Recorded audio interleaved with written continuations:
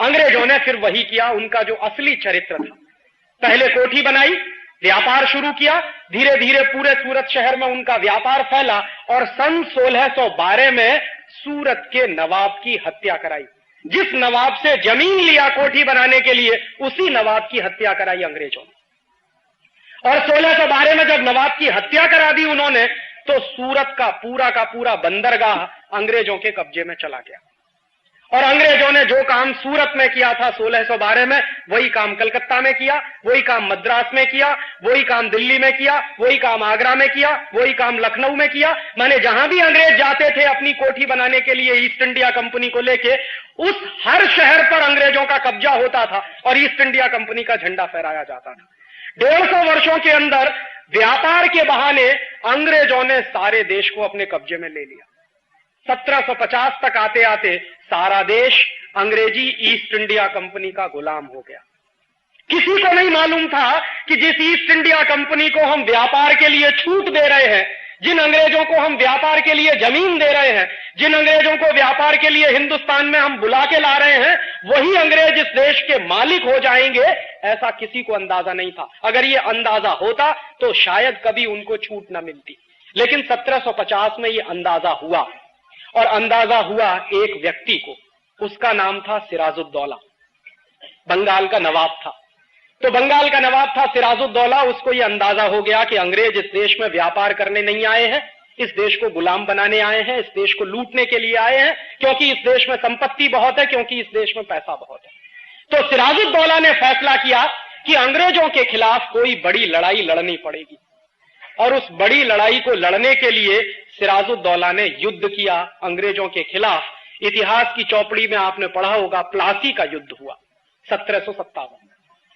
लेकिन इस युद्ध की एक खास बात है जो मैं आपको याद दिलाना चाहता हूं, आज के समय में भी वो बहुत महत्वपूर्ण है।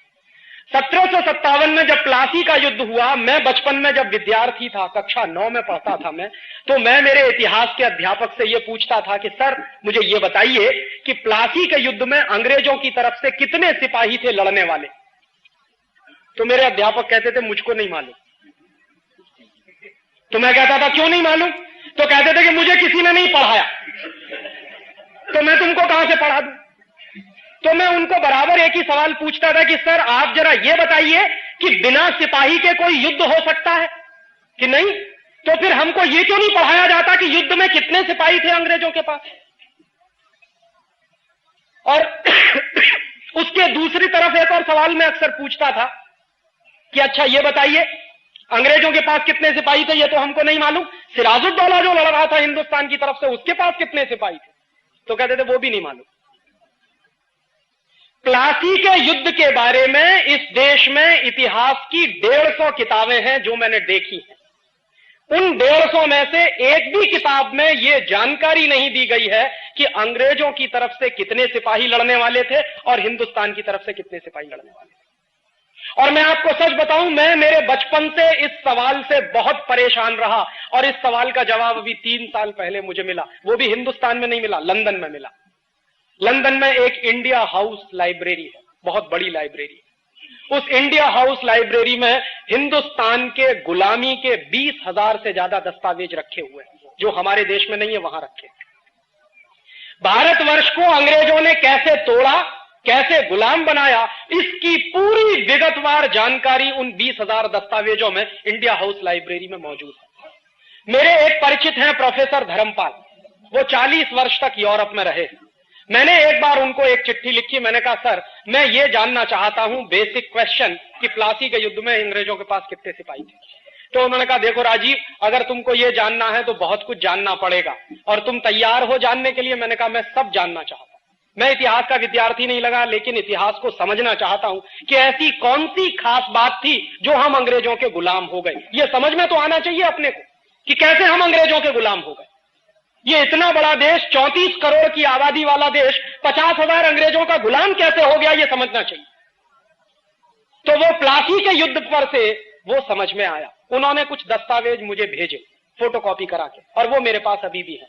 उन दस्तावेजों को जब मैं पढ़ता था तो मुझे पता चला कि प्लासी के युद्ध में अंग्रेजों के पास मात्र 300 सिपाही थे, 300, और सिराजुद्दौला के पास 18,000 सिपाही थे।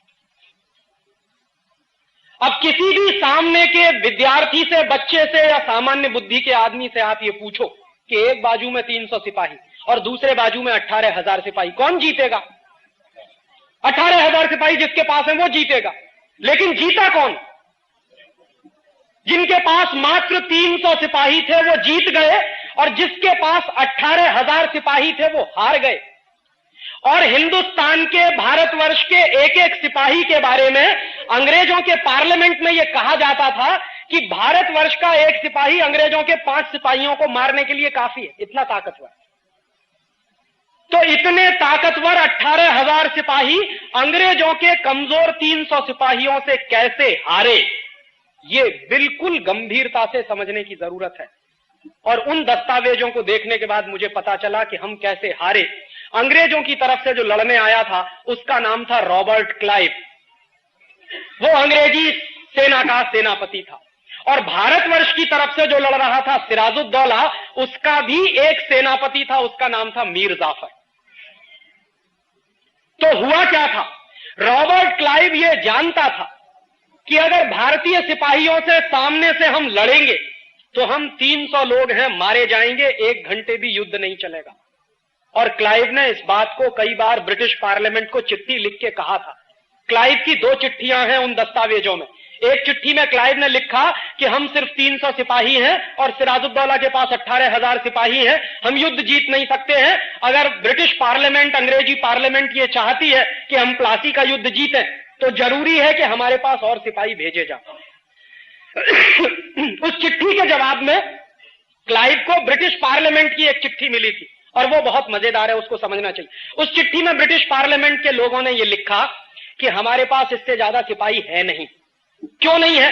क्योंकि 1757 में जब प्लासी का युद्ध शुरू होने वाला था, उसी समय अंग्रेजी सिपाही फ्रांस में नेपोलियन बोनापार्ट के खिलाफ लड़ाई लड़ रहे थे। और नेपोलियन बोनापार्ट क्या था? अंग्रेजों को मार मार के फ्रांस से भगा रहा था। तो पूरी की पूरी अंग्रेजी ताकत और अंग्रेजी सेना नेपोलियन बोनापार्ट के खिलाफ फ्रांस में लड़ती थी, इसलिए वो ज्यादा सिपाही दे नहीं सकते थे। तो उन्होंने कहा अपने पार्लियामेंट में कि हम इससे ज्यादा सिपाही आपको दे नहीं सकते, जो 300 सिपाही है उन्हीं से आपको प्लासी का युद्ध जीतना है। तो रॉबर्ट क्लाइव ने अपने 2 जासूस लगाए। उसने कहा देखो युद्ध लड़ेंगे तो मारे जाएंगे, अब आप एक काम करो। उसने 2 अपने साथियों को कहा कि आप जाओ और सिराजुद्दौला की आर्मी में पता लगाओ कि कोई ऐसा आदमी है क्या जिसको रिश्वत दे दे, जिसको लालच दे दे, और रिश्वत के लालच में जो अपने देश से गद्दारी करने को तैयार हो जाए, ऐसा आदमी तलाश करो। उसके 2 जासूसों ने बराबर सिराजुद्दौला की आर्मी में पता लगाया कि हां एक आदमी है, उसका नाम है मीर जाफर। अगर आप उसको रिश्वत दे दो तो वो हिंदुस्तान को बेच सकता, इतना लालची आदमी। और अगर आप उसको कुर्सी का लालच दे दो तब तो वो हिंदुस्तान की 7 पुश्तों को बेच सकता। और मीर जाफर क्या था? मीर जाफर ऐसा आदमी था जो रात दिन एक ही सपना देखता था कि एक ना एक दिन मुझे बंगाल का नवाब बनना। और उस जमाने में बंगाल का नवाब बनना ऐसा ही होता था जैसे आज के जमाने में बहुत नेता ये सपना देखते हैं कि मुझे हिंदुस्तान का प्रधानमंत्री बनना, चाहे देश बेचना पड़े। तो मीर जाफर के मन का ये जो लालच था कि मुझे बंगाल का नवाब बनना है, माने कुर्सी चाहिए और मुझे पूंजी चाहिए, पैसा चाहिए, सत्ता चाहिए और पैसा चाहिए, ये दोनों लालच उस समय मीर जाफर के मन में सबसे ज्यादा प्रबल थे। और उस लालच को रॉबर्ट क्लाइव ने बराबर भांप लिया। तो रॉबर्ट क्लाइव ने मीर जाफर को चिट्ठी लिखी है, वो चिट्ठी दस्तावेजों में मौजूद है और उसकी फोटोकॉपी मेरे पास है। उसने चिट्ठी में 2 ही बातें लिखी हैं। देखो मीर जाफर, अगर तुम अंग्रेजों के साथ दोस्ती करो और ईस्ट इंडिया कंपनी के साथ समझौता करो तो हम तुमको युद्ध जीतने के बाद बंगाल का नवाब बनाएंगे।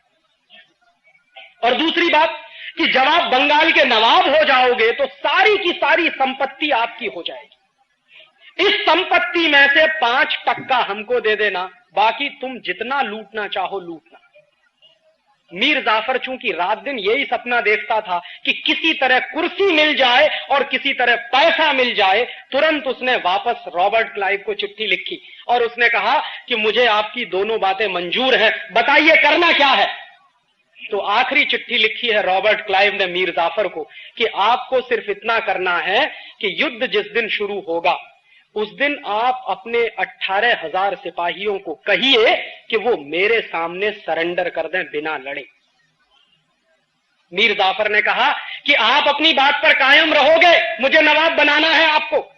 तो रॉबर्ट ने कहा कि बराबर, हम हमारी बात पर कायम हैं, आपको हम बंगाल का नवाब बना देंगे। बस आप एक ही काम करो कि अपनी आर्मी से कहो, क्योंकि वो सेनापति था आर्मी का, तो आप अपनी आर्मी को आदेश दो कि युद्ध के मैदान में वो मेरे सामने हथियार डाल दें बिना लड़े। मीर जाफर ने कहा कि बिल्कुल ऐसा ही होगा और युद्ध शुरू हुआ 23 जून 1757 को। इतिहास की जानकारी के अनुसार 23 जून 1757 को युद्ध शुरू होने के 40 मिनट के अंदर भारतवर्ष के 18,000 सिपाहियों ने मीर जाफर के कहने पर अंग्रेजों के 300 सिपाहियों के सामने सरेंडर कर दिया। रॉबर्ट क्लाइव ने क्या किया, अपने 300 सिपाहियों की मदद से हिंदुस्तान के 18,000 सिपाहियों को बंदी बनाया और कलकत्ता में एक जगह है, उसका नाम है फोर्ट विलियम, आज भी है, कभी आप जाइए उसको देखिए। उस फोर्ट विलियम में 18,000 सिपाहियों को बंदी बनाकर ले गया। 10 दिन तक उसने भारतीय सिपाहियों को भूखा रखा और उसके बाद 11वें दिन सबकी हत्या कराई। और उस हत्या कराने में मीर जाफर रॉबर्ट क्लाइव के साथ शामिल था। उसके बाद रॉबर्ट क्लाइव ने क्या किया, उसने बंगाल के नवाब सिराजुद्दौला की हत्या कराई मुर्शिदाबाद में, क्योंकि उस जमाने में बंगाल की राजधानी मुर्शिदाबाद होती थी, कलकत्ता नहीं थी। सिराजुद्दौला की हत्या कराने में रॉबर्ट क्लाइव और मीर जाफर दोनों शामिल थे और नतीजा क्या हुआ, बंगाल का नवाब सिराजुद्दौला मारा गया। जो ईस्ट इंडिया कंपनी को भगाने का सपना देखता था इस देश में, वो मारा गया और जो ईस्ट इंडिया कंपनी से दोस्ती करने की बात करता था वो बंगाल का नवाब हो गया, मीर जाफर। इस पूरे इतिहास की दुर्घटना को मैं एक विशेष नजर से देखता हूं। मैं कई बार ऐसा सोचता हूं कि क्या मीर जाफर को मालूम नहीं था कि ईस्ट इंडिया कंपनी से दोस्ती करेंगे तो इस देश की गुलामी आएगी। मीर जाफर जानता था इस बात को। मीर जाफर बराबर जानता था कि मैं मेरे कुर्सी के लालच में जो खेल खेल रहा हूं, उस खेल में इस देश को सैकड़ों वर्षों की गुलामी आ सकती है, ये वो जानता था। और यह भी जानता था कि अपने स्वार्थ में, अपने लालच में मैं जो गद्दारी करने जा रहा हूं इस देश के साथ, उसके क्या दुष्परिणाम होंगे वो भी उसको मालूम थे। लेकिन इसका होता कि हम 1757 ऐसा सोचता हूं कि गुलामी से आजाद हो जाते, क्योंकि 18,000 सिपाही हमारे पास थे और 300 अंग्रेज सिपाहियों को मारना बिल्कुल आसान काम था हमारे लिए। हम 1757 में ही अंग्रेजों की गुलामी से आजाद हो जाते, एक बात। और दूसरी बात, ये जो 200 वर्ष की गुलामी हमको झेलनी पड़ी 1757 से 1947 तक की, और उस 200 वर्ष की गुलामी को भगाने के लिए 6 लाख लोगों की जो कुर्बानियां हमको देनी पड़ी, वो बच गया होता। भगत सिंह, चंद्रशेखर, ऊधम सिंह, तात्या टोपे, झांसी की रानी लक्ष्मीबाई, सुभाष चंद्र बोस, ऐसे ऐसे नौजवानों की कुर्बानियां दी हैं। ये कोई छोटे मोटे लोग नहीं थे। सुभाष चंद्र बोस तो आईसीएस टॉपर थे। ऊधम सिंह चाहता तो अय्याशी कर सकता था, बड़े बाप का बेटा था। भगत सिंह और चंद्रशेखर की भी यही हैसियत थी, चाहते तो जिंदगी की जवानी की रंगरेलियां मनाते और अपनी नौजवानी को ऐसे फंदे में नहीं फंसाते। ये सारे वो नौजवान थे जिनका खून इस देश के लिए बहुत महत्वपूर्ण था। 6 लाख ऐसे नौजवानों की कुर्बानियां जो हमने दी, वो नहीं देनी पड़ती। और अंग्रेजों की जो यातनाएं सही, जो अपमान हमने बर्दाश्त किया, वो नहीं करना पड़ता अगर एक आदमी नहीं होता, मीर जाफर। लेकिन चूंकि मीर जाफर था और मीर जाफर का लालच था कुर्सी का और पैसे का, उस लालच ने इस देश को 200 वर्ष के लिए गुलाम बना दिया। और मैं आपसे यही कहने आया हूं कि 1757 में तो एक मीर जाफर था, आज हिंदुस्तान में हजारों मीर जाफर।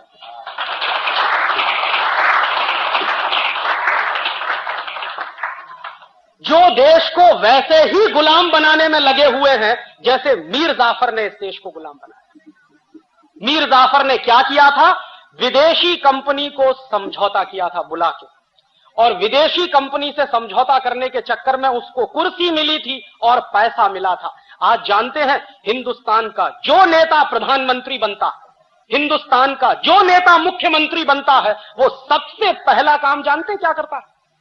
प्रेस कॉन्फ्रेंस करता है और कहता है विदेशी कंपनी वालों तुम्हारा स्वागत है, आओ यहां पर।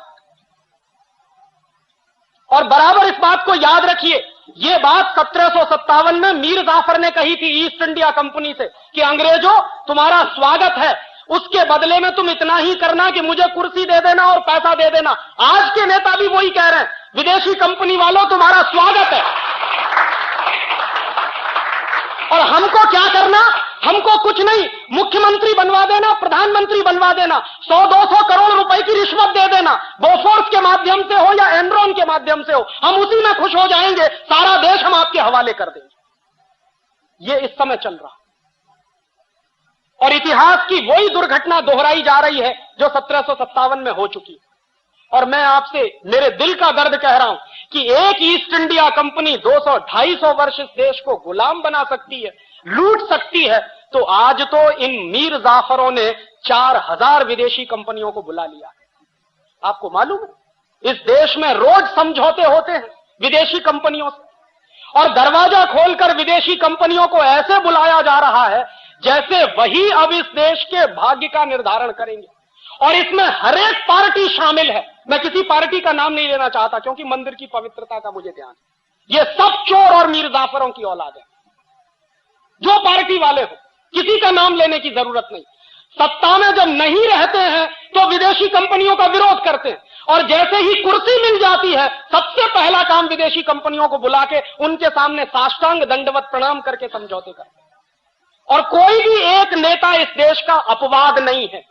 हर पार्टी को इस देश में राज चलाने का मौका मिला है, किसी को कम किसी को ज्यादा, और हर पार्टी ने एक ही सबूत दिया है, विदेशी कंपनियों को ज्यादा से ज्यादा बुलाओ।